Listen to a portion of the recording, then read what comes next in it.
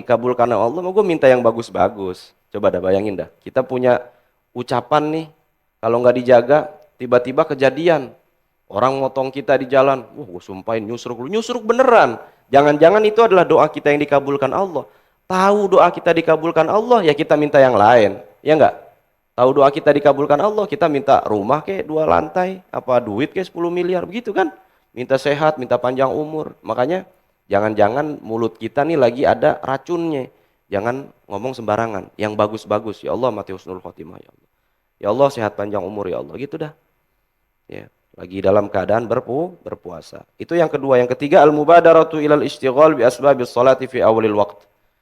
Jadi ketika kita sudah mendengar azan, sudah tahu bahwa waktu azan sudah masuk, meskipun tidak mendengar azan, kan sekarang kan udah ada aplikasinya tuh ya, aplikasi waktu masuk sholat, waktu sholat sudah masuk, sholat zuhur, sholat asar dan seterusnya sudah masuk nih waktunya. Maka al-istighol, kita nyibukin diri. Untuk apa? Untuk melakukan sholat di awal waktu. Apa tuh nyibukin dirinya Pak Ustadz? Ya udah, kalau lagi kerja, lepas dulu kerjaan sentaran. Alhamdulillah di Indonesia mah waktunya sholat kita boleh melepas kerjaan. Alhamdulillah kita diberikan takdir oleh Allah bekerja di perusahaan yang memperbolehkan kita sholat. Itu udah lebih dari cukup. Masya Allah, bayangin. Kita kerja di satu perusahaan, emang gajinya gede sih Pak Ustadz. Bonusnya juga berkali-kali lipat. Cuman kalau wayahnya sholat, saya nggak boleh sholat Pak Ustadz. Ya Allah, itu namanya laknat dunia Pak. Ini mah udah gaji gede, kerjaan enak, dikasih waktu sama Allah biar sholat. Kan kita kalau sholat Pak, Allah yang pengen Pak. Kita sholat nih, kita bisa sholat di Al-Maghfirah jamaah. Itu gara-gara Allah yang pengen. Bukan kita yang punya kemauan, bukan. Allah pengen disembah sama kita, disujudin sama kita. Mohon maaf banget, mohon maaf. Ada orang-orang di luaran sana yang nggak bisa sujud sama Allah. Bukan karena mereka nggak mau, bukan. Karena Allah yang nggak mau Pak. Karena Allah yang tidak mau, tidak sudi, tidak ridho, disujudin sama tuh orang. Nauzubillah min dzalik ya Rabb. Alhamdulillah kita masih dikasih kesempatan sama Allah bisa sujud di tengah-tengah kesibukan kerjaan kita. Mana tempatnya enak, ber-AC, ya kan? Habis sholat dikasih kesempatan buat nimba ilmu, ngaji, Masya Allah. Itu udah nikmat yang luar biasa, dah luar biasa ya Rabb. Nah kemudian lagi ngapa-ngapain lepas dulu pekerjaannya. Kemudian kita menyibukkan diri, apa contohnya? Lepas kerjaan, pergi untuk berwudu. Adapun kemudian ternyata habis wudu lah dipanggil bos lagi. Jadi sholatnya molor Pak Ustadz, jadi tengah-tengah waktu nggak masalah. Tidak masalah, masih dihitung awal waktu. Yang paling haram itu kalau ini sebenarnya rahasia, jangan sering-sering dipakai. Jangan sering-sering dipakai. Sholat itu terhitung satu sholat asal 1 rakaat masih di waktunya. Paham tuh ya? Sholat itu terhitung satu sholat asal 1 rakaat masih pada waktunya. Gampangnya gimana Pak Ustadz? Waktu asar jam 3. Kita jam 3 kurang semenit baru takbiratul ihram sholat zuhur. Allahu Akbar. Ngejar apa enggak 1 rakaat? Sampai ke rakaat kedua. Ngejar Pak Ustadz, rakaat kedua baru azan. Itu berarti sholat kita enggak kodoan. Meskipun rakaat kedua, rakaat ketiga, rakaat keempat ada di waktu asar. Itu juga yang terjadi ketika kita sholat subuh. Rakaat pertama baca juz 1, rakaat kedua baca juz 2. Kan di rakaat kedua insya Allah sudah lewat subuhnya. Bagaimana tuh Pak Ustadz kalau kayak gitu? Nggak masalah. Yang penting rakaat pertama masih di waktunya. Rakaat selanjutnya sudah dihitung tetap masuk pada waktunya. Yang paling haram tuh yang kayak begitu sebenarnya. Kita sholat mepetin waktu ke ujung. Itu namanya waktu tahrim. Dia sholat juga enggak masuk ke dalam kategori kodok, cuman dapat dosa melalaikan sholat. Dosanya apa? Wailul lil musallin. Wail itu neraka wail, diancam dengan neraka wail. Kalau disering-seringin dan diremehin, antar. Kan kata Pak Ustadz Nu'man bisa, meskipun rakaat kedua, rakaat ketiga, rakaat keempat ada di waktu asar, sholat zuhurnya masih bisa di rakaat. Nggak bisa itu. Itu namanya yang remehin dosa. Pertama, bisa kufur. Kedua, dosa besar. Itu ya. Itu ilmu jangan sering-sering dipakai. Artinya pepet doang, itu mah waktu kepepet doang. Nah, awal waktu masih disebut awal waktu, itu disebut dengan ridwanullah, dapat ridhonya Allah. Tengah-tengah waktu, zuhur jam 12, asar jam 3, berarti jam setengah 2 masih dapat rahmatullah, rahmatnya Allah. Ujung-ujung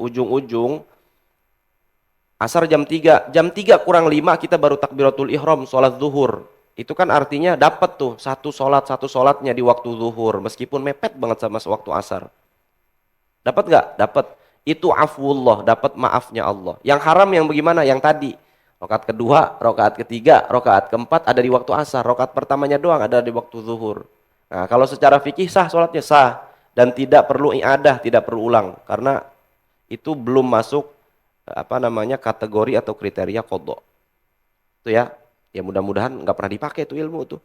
Sholat awal waktu terus.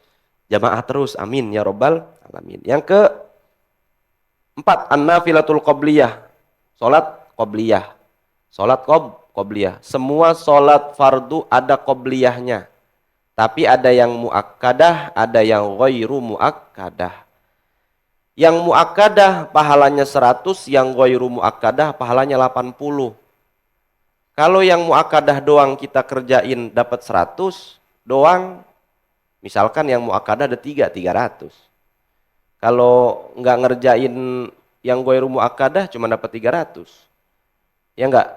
Kalau ngerjain sama ghairu muakkadahnya jadi 460 kan? Milih ngerjain muakkadah doang tanpa ghairu muakkadah atau semuanya dikerjain qobliyah? Semuanya kerjain qobliyah. Biar apa? Biar jangan cuma dapat 300 doang, gampangnya. Jadi dapatnya 460. Ka qobliyati subhi, qobliyah subuh. Qobliyah subuh itu lebih bagus dan lebih baik daripada daripada dunia dan seisinya. Raq'atal fajri khairun minad dunya wa ma fiha. Atau kata sebagian ulama yang lain, raq'atal fajri, 2 rakaat fajar itu maksudnya salat subuh. Kan kata Rasulullah, Allahumma barik li ummati fi bukuriha, ya Allah berkahilah umatku di pagi harinya. Maksudnya pagi hari itu apa? Kalau dia pada salat subuh. Kalau kagak salat subuh mah enggak ada bakal diberkahi sama Allah, enggak bakalan. Meskipun dia bangun duluan lebih dulu daripada ayam. Ayam belum berkokok dia udah bangun. Dia udah bangun tuh, mau berangkat kerja. Sholat subuh enggak bakal diberkahin, enggak. Rezekinya dipatok-patok ayam, bukan dipatok ayam lagi, digerogotin curut rezekinya kalau enggak sholat subuh. Biar kata kita kerjanya macul di sawah, cuman sholat subuhnya getapan, awalan gitu, bareng sama imam di masjid, ya. Atau ya mohon maaf kalau orang-orang kita misalkan yang rumahnya jauh-jauh, sholat subuhnya di stasiun, dapat juga pahala luar biasa itu, menyempatkan waktu untuk sholat. Kalau misalkan kita cuman kerjanya macul doang di sawah, tapi sholat subuhnya di masjid, itu berkah. Dapat doanya Nabi, Allahumma barik li ummati, ya Allah berkahi umatku, fi bukuriha, di waktu paginya. Dalam kurung kalau mereka sholat subuh, kalau nggak sholat subuh nggak ada berkahnya.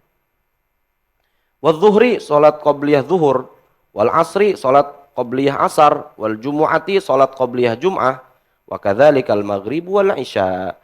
Ada sholat qobliyah maghrib, ada sholat qobliyah isya yang tidak muakkadah. Nggak apa-apa, kerjain juga, dapat juga pahala. Daripada nggak dapat pahala. Gitu. Nanti di akhirat kita mah dapatnya banyakan, mereka yang nggak sholat qobliyah maghrib isya nggak dapat pahala. Gitu. Nah kalau ba'diyah tertentu, seperti asar tidak ada ba'diyah, subuh tidak ada ba'diyah gitu ya. Bukan tidak ada, maksudnya kalau dikerjakan makruhnya makruh tahrim. Makruhnya makruh tahrim atau ada yang bilang haram. Gitu. Pak Ustadz, saya biasanya sholat qobliyah subuh. Cuman nih hari emang semalam capek banget saya kerja. Jadi nyampe masjid orang udah pada sholat subuh, udah pada takbiratul ihram imam.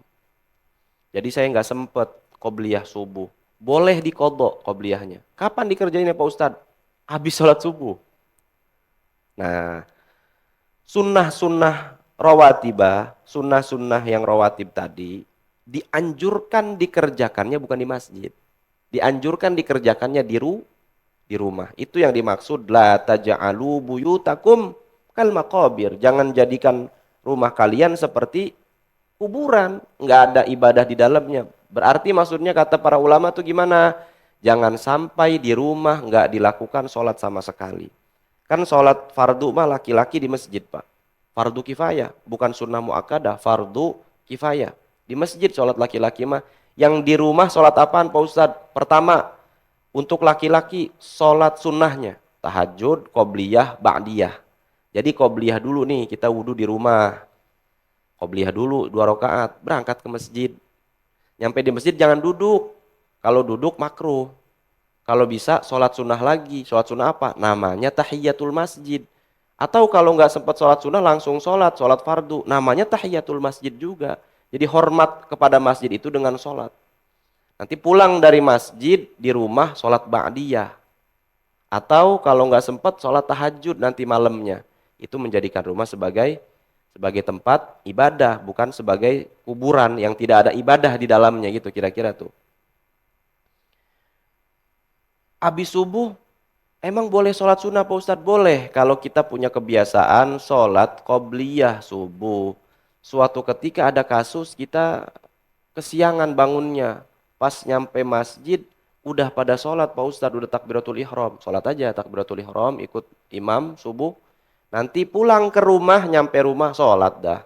Kata bini, sholat apa Pak? Ini namanya sholat qadha qobliyah subuh. Kok dilakukannya ba'da setelah sholat subuh? Iya, boleh dilakukan setelah subuh kalau karena saya punya kebiasaan sholat qobliyah subuh.